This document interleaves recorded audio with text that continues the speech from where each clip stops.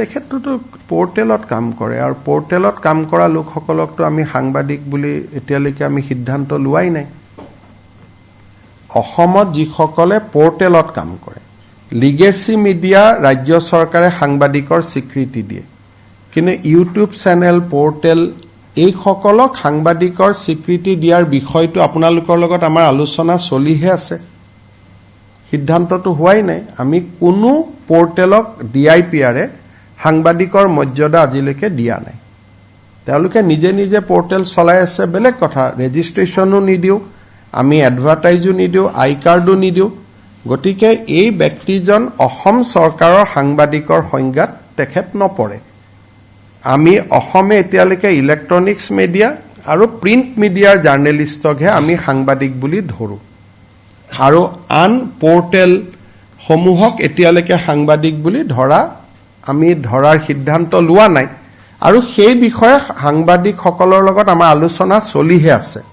আৰু তেওঁলোকে নিজে যদি বিচাৰে যে আমাক ৰেজিষ্ট্ৰেচন কৰক আমি তেওঁলোকক ৰেজিষ্ট্ৰেচন কৰাৰ কাৰণে ৰাজি আছো কিন্তু তেওঁলোক নিজেও আগবাঢ়ি অহা নাই সেইকাৰণে পোৰ্টেল জাৰ্নেলিষ্টসকলক যদিও ঘৰুৱা ভাষাত আমি জাৰ্নেলিষ্ট বুলি কওঁ কিন্তু তেওঁলোকক সাংবাদিকতাৰ স্বীকৃতি আমিও দিয়া নাই আৰু তেওঁলোকেও আমাৰ পৰা বিচৰা নাই গতিকে মই ভাবো যে এইটো এজন ইন্ডিভিজুৱেল ব্যক্তি আৰু তেনেকেতো অসমত বহুত কেছ ডেইলি ৰেজিষ্টাৰ হৈ থাকে আৰু এখেত সাংবাদিক নে ব্যৱসায়ী তাৰো এটা দৃষ্টিভংগী আছে কাৰণ তেওঁতো ডাম্পাৰ আদিৰ ব্যৱসায়ও কৰে গতিকে এটা ব্যৱসায়িক কাৰণত গ্ৰেপ্তাৰ হৈছে নে আন কাৰণত গ্ৰেপ্তাৰ হৈছে তাকো জানিব নোৱাৰি কিন্তু মই যিগৰাকী ব্যক্তিৰ নাম জানো তেওঁৰ 4-5খন ডাম্পাৰো আছে তেওঁ বিভিন্ন ব্যৱসায়ও কৰে পাৰ্ট টাইম এটা চেনেল এটা পোৰ্টেলত কাম কৰে আৰু সেই পোৰ্টেলটো ৰাজনৈতিক ব্যক্তিৰ পোৰ্টেল গতিকে এটা সাংবাদিকৰ ডেফিনেশ্যনত আহিব নাই আমি প্ৰেছ ক্লাবৰ লগত কথা পাতিব লাগিব না প্ৰেছ ক্লাবে প্ৰতিবাদ কৰিছে কিন্তু প্ৰেছ ক্লাবৰ লগত এতিয়ালৈকে সিদ্ধান্তই হোৱা নাই যে পোৰ্টেলক সাংবাদিকত ধৰিম নে নধৰিম এতিয়া যদি তেওঁলোক আগবাঢ়ি আহে আমিতো ভাল পাম কাৰণ আজিলৈকে আমি এডভাৰটাইজো নিদিও একো নিদিও আমাৰ লগত কোনো সম্পৰ্কও নাথাকে এটোতো আমি নাজানো তেওঁ বেংকত নিউজে কৰিব গৈছে নে আন কামত গৈছে আমি কেনেকৈ জানিম বা আন সাংবাদিকে কেনেকৈ তাৰ গ্যাৰেণ্টি ল'ব পাৰিব আজিকালি দিনত আমি নিজৰ ল'ৰা ছোৱালী গ্যাৰেণ্টি ল'ব নোৱাৰো তেওঁ এটা বেংকত গৈছে সাংবাদিকো নহয় এটা তেওঁ কি কামত বেংকত গৈছে বাকি সাংবাদিকসকলে তেওঁৰ হৈ কেনেকৈ ক'ব এটো তেওঁ ঘৰুৱা কামতো যাব পাৰে নিজৰ কামতো যাব পাৰে এটোতো কোনেওতো ক'ব নোৱাৰে প্ৰথম তেওঁ এজন সাংবাদিক হ'ব লাগিব স্বীকৃত দ্বিতীয় তেওঁ কি কামত গৈছে তো আমি জানিব লাগিব বাকি সাংবাদিকসকলে তেওঁৰ হৈ গ্যাৰেণ্টি লৈছে কিন্তু চৰকাৰে তো গ্যাৰেণ্টি ল'ব নোৱাৰে সাংবাদিকৰটো যদি সাংবাদিক এজনে গৈ কাবাৰ লগত কাজিয়া কৰিলে তেওঁ এটা এৰেষ্ট নহব নি সাংবাদিক এজনে কাবাৰ লগত হুলস্থুল কৰিলে তেওঁ এৰেষ্ট নহব নেকি লিখা পঢ়াৰ ক্ষেত্ৰত এৰেষ্ট নহয় যদি লিখা পঢ়া কোনো ৰাইট আপৰ কাৰণে আমি এৰেষ্ট নকৰো আপুনি মোৰ এগেইনষ্টত লিখিলে তাৰ বাবে আপুনি গ্ৰেপ্তাৰ নহয় বা মই নকৰো বা আমি কোনেও নকৰো সাংবাদিকৰ যেটো এটা ফ্ৰীডম আছে এটো লিখনিক লৈ কিন্তু কাৰ্যালয়ত গৈ কি কথা বতৰা পাতে সেইটোতো এটা বেলেগ ইস্যু হৈ গল নহয় সেইকাৰণে সেই মানুহজনকো সাংবাদিকসকলে শুনিব লাগিব মই জানাত এতিয়ালৈকে সাংবাদিক সংঘ এপেক্স বেংকত গৈ মেনেজাৰজনৰ লগত কথা পতাই নাই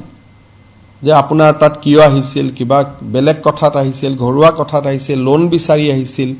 লোন নিবিচাৰি আহিছিল তেওঁ তাতে লোন বিচাৰি গৈছিল নে কি বিচাৰি গৈছিল সেই কথাখিনিটো সাংবাদিক সংস্থাৰ প্ৰতিনিধি দল এটাটো এপেক্স বেংকত যাব লাগিব দুই পক্ষটো শুনিব লাগিব এতিয়ালৈকে কোনেও যোৱা নাই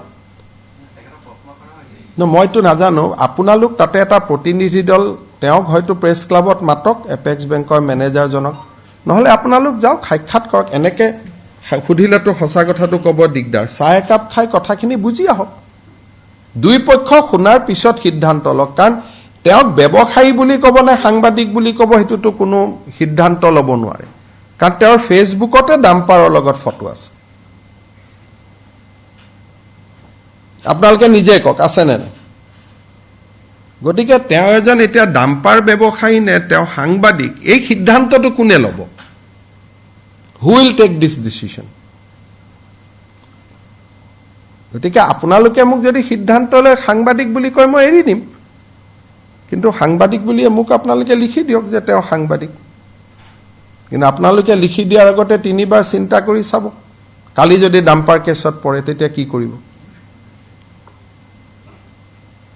সেইকাৰণে মোক এখন আপোনালোকে লিখি দিয়ক সাংবাদিক বুলি, আপোনালোকে তেওঁৰ ওপৰত দায়িত্ব লওক, এতিয়াই এৰা যাব। এতিয়া যদি প্ৰতিদিন DUI অমুকৰ সাংবাদিকসকলে আহি কয় যে এইখন আমাৰ কাৰ্ড, আমি সাংবাদিক, তেওঁতো যিটো পৰ্টেলত আছে তাততো আমি জাৰ্নেলিষ্ট কাৰ্ডো নিদিওঁ, পৰ্টেলততো আমি আনাই নাই জাৰ্নেলিজিমৰ ভিতৰত এতিয়ালৈকে।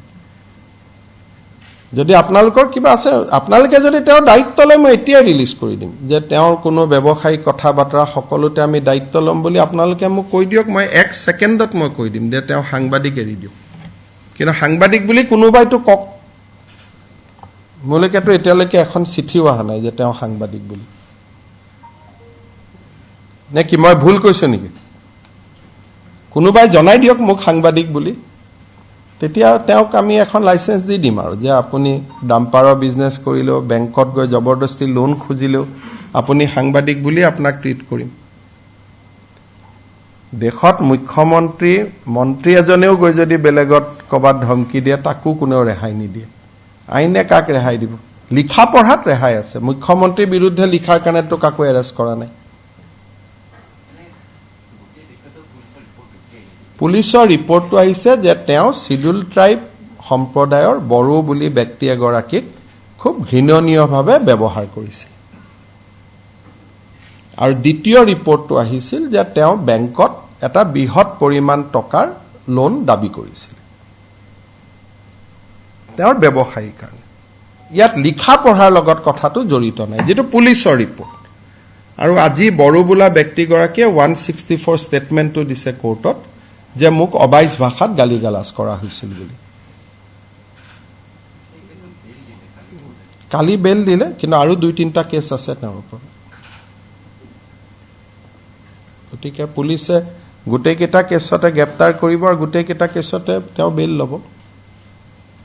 কাৰণ তেওঁ ওপৰত এটা কৰিলে, তলত আহি এটা কৰিলে।